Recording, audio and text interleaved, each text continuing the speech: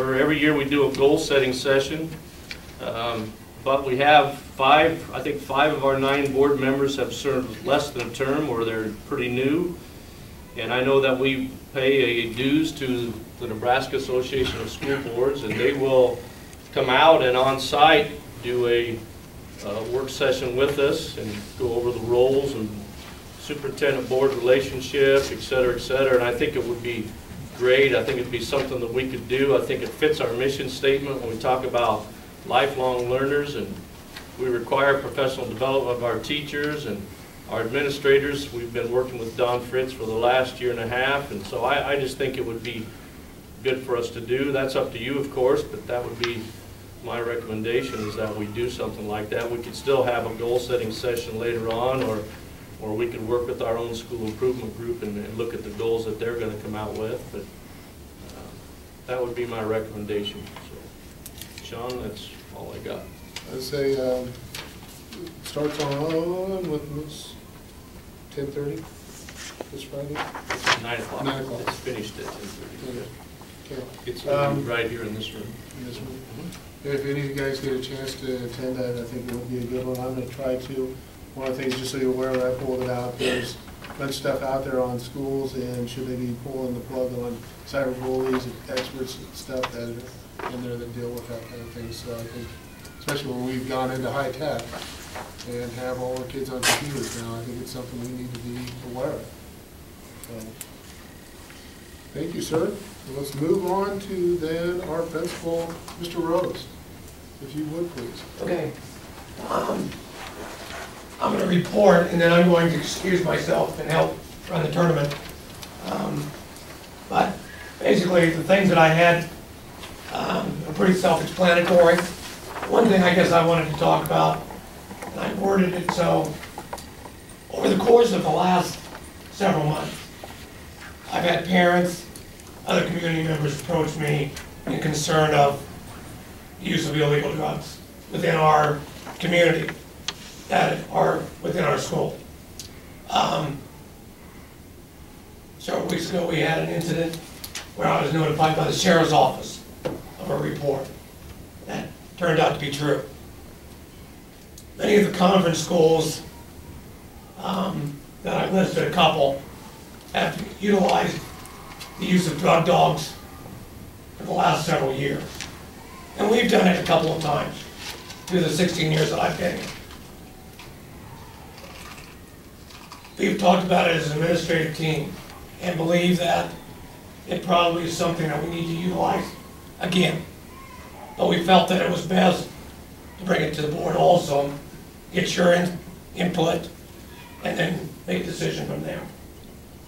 So I guess the use, I think, of a drug dog coming into our school, whether it be in the school or the parking lot, is to go ahead and continue to make our school a safe environment for all kids. We do a variety of drills throughout the year to protect, prepare for emergencies, those types of things. And it isn't something that we're going to resolve as a school system.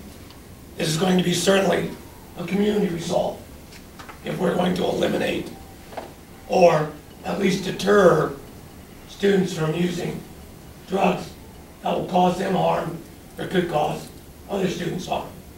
So, with that being said, do you have comments, input, thoughts? Have you talked to State Patrol? What is, I mean, I understand drug dogs, but how do you propose bringing them in? Will they schedule a time? We would work with the sheriff's office to do that. Okay. I've worked with Steve Remick already, and he would line things up for us. So it would be like a tornado drill? It would be like, yeah. Well, it's not a drill that we're trying to catch somebody. Right. It's a drill that if we have someone that is doing something illegal, it gives us the information. I think it's also a great deterrent.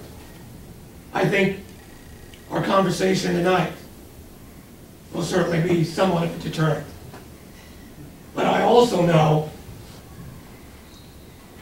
I also know that this won't deter kids from doing those types of things. Not in itself. It will have to take more. And it will have to take more than us just simply bringing a drug dog into a school. I think it sounds great. And we have in the past, but not on a regular basis. We have some conference schools every month. They do not only the inside building, but they also offer parking lot. So that was gonna be my question, Jim, if we're gonna also do the parking lot, go through. John, it just depends, because if you have one dog will do your building and do the lot. I've done enough of them, I know. Yeah. I mean, so if you I can guarantee you get, that. if you can get 2 dogs, maybe, but it just depends. Don't you think that the parking lot is probably a bigger issue than actually in the school? Not necessarily, Okay. not necessarily.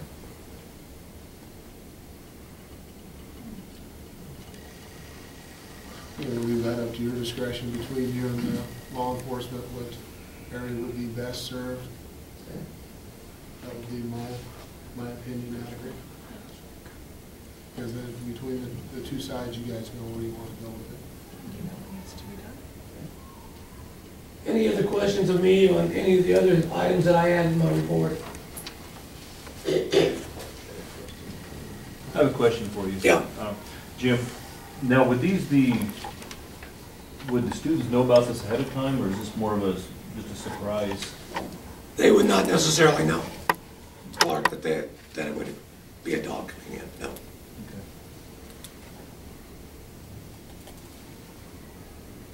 And is it, do many of the students keep locks on their lockers? Very few do. And I guess if you would announce it, this Friday we're going to have it, then I would be more concerned about someone planning something. Mm-hmm. I mean, that could happen. But I think if it's a total surprise, no one's going to know when that might happen. That kind of brings up a good point, what Clark asked about locks, you know, since they're unsecure and somebody finds something in a locker, you know, that somebody else put it in, what's the disciplinary action on something like that? Well, I think we'd have to investigate to see just exactly where that would end up, Roger, to be honest with you. I think that's one reason why, if you have it as a surprise, it's very unlikely somebody's going to hide it Yeah. in somebody's locker unless they know something's happened. Gives us another reason why we should maybe look at lockers that have locks on them. As a parent, I'd rather see it as a surprise. Yeah. I mean, it's, I will say that just from my experience, that we would, as like you said, be a surprise, but also I would have put something somewhere to make sure it was validated by the dog when it was all said and done, so that they could find something. And that would be through the sheriff's department or through the state patrol, whichever I would. Sherry? How do you envision, you know, the issue of planning stuff? So would you do like a lockdown situation so the kids can't get to their lockers? We would have them remain in their classroom. Okay. We would announce it to the staff. And we do that right now with drills, intruder in the building drills. So we do that already, so it's nothing that would be uncommon for students and staff to hear. And you would have enough time to be able to do everything that you need to do? And if a law enforcement drug dog is used, I mean, is it, I mean, does it have to, does it automatically lead to arrest? I mean, is there? It would lead to an arrest. I mean, if he comes in here and he's that, and he hits on something, that you can't just say, I would say, warn the student. I mean, if it's a law enforcement dog, it has to go all the way. Well, that would be up to the law enforcement, not up to us anyway. yeah. If the law enforcement would decide the penalty, not us, if it was a crime. Well, but I think that's his point. But, It comes yeah, if because, it's a- I mean, they couldn't just come up here if they weren't invited. I I know, but we wouldn't be the ones deciding if a crime had been committed or not. That would be the law enforcement deciding that. But I guess what I'm saying is it couldn't just, once it starts, it starts. I mean, it's not like, Point of no return. I assume the student handbook already allows for this. I mean, I figured it did. So what happens, like, if a teacher witnessed something, then it doesn't go to the law at that point? It's kind of held within the building then, or? If a teacher saw something illegal and reported to us, we would call the sheriff. So it directly goes, all right. We can have internal penalties too, but anything that's a crime, we would report to the sheriff. So any reports you guys have of anything illegal automatically gets turned over to the sheriff's office right now? Absolutely. Absolutely. Right, But we call the parents also. We involve the parents right off the bat. But you involve law enforcement Yeah. from the start? Yeah. right now, Jim, the term drug dog is not listed in the student handbook right now, though. No, there's no part in our handbook that says we can bring in a drug dog, no. But there's probably something that says. Search and seizure. Anything that's our property. Right, I mean, I assumed it was, I just asked. Yeah, search, it falls into the category of search and seizure. Jim, I guess I had one comment. We talked about it a little bit one other time. And I guess what I'd like to see is maybe a little bit of education involved with this. You know, like we talked about at the meeting a little bit. You know, where maybe bring them in, you know, a month ahead of when you're planning on doing this, and, you know, have the kids understand why you're doing this, why you feel this is a problem, or, you know, and then, you know, basically tell them that, you know, sometime, you know, this dog will be in the school or in the parking lot or something. And we've talked about that, Randy, even doing it in our middle school as an assembly. Well, I think the big thing is, we want to educate the kids. You know, if we can educate them that this dog is really helping you, you know, in the long term, you know, I don't think they'll feel it as such a threat. Well, parents do. Yeah.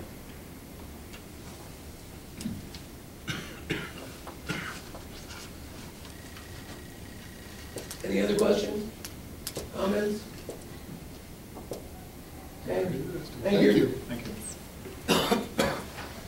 Hey, Mr. Klein, you would please.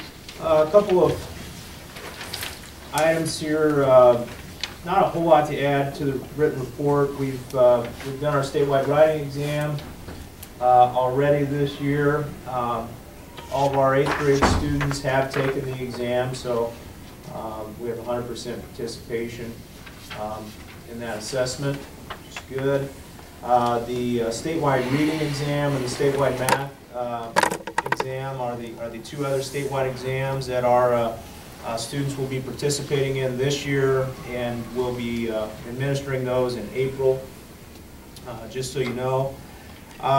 In addition, that the middle school basketball team has a tournament that was added to their schedule also. I believe it's this weekend at Sandy Creek. Found out about that after I sent you the report. So if you're interested in that, it's called a C team, which is it's basically we have quite a few 8th graders. So I believe we have a second 8th grade boys team, and so that team was scheduled an additional tournament of games. That's at Sandy Creek High School this coming weekend.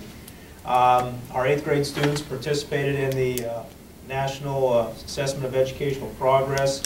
I believe that was today. It was originally slated for the beginning of February. It was one of those days we missed because of weather, so it was rescheduled for today, and they came in and they administered the assessment, and it took about an hour and a half. That was this afternoon.